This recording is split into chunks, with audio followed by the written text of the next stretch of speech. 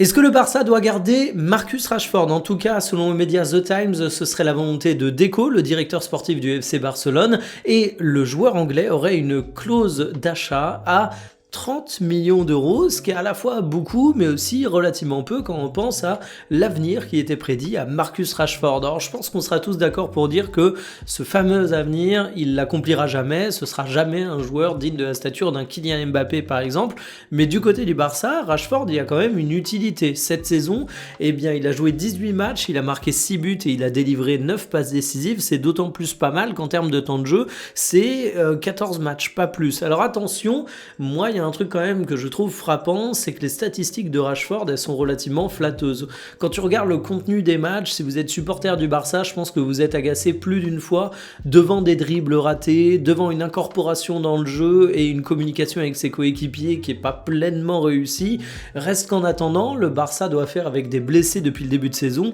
et donc Rashford a un temps de jeu similaire à un titulaire, 71% du temps sur le terrain, c'est assez impressionnant et il dispose d'un autre atout de poids, son profil, il est différent des joueurs que tu as dans ton effectif et donc ça donne un outil de plus à ton entraîneur qui peut l'utiliser dans des cas où tu as besoin de qualités différentes de celles d'un Yamal, Rafinha, Lewandowski, etc. Alors 30 millions d'euros pour un joueur de 28 ans, c'est une somme qui peut apparaître élevée, mais finalement pas tant que ça, quand on regarde à quel point un bon attaquant ça coûte extrêmement cher. Pour moi, Rashford, il n'a pas la carrure pour être titulaire au FC Barcelone, quand à tout le monde qui est présent, évidemment il débute sur le banc, mais ça peut être une belle option. Reste à voir le salaire, pour moi plus que le montant de transfert, c'est là où tu vas devoir faire des arbitrages. On sait que le joueur anglais est payé très cher, et peut-être que c'est ce qui le rendrait inaccessible bien plus qu'un montant de transfert.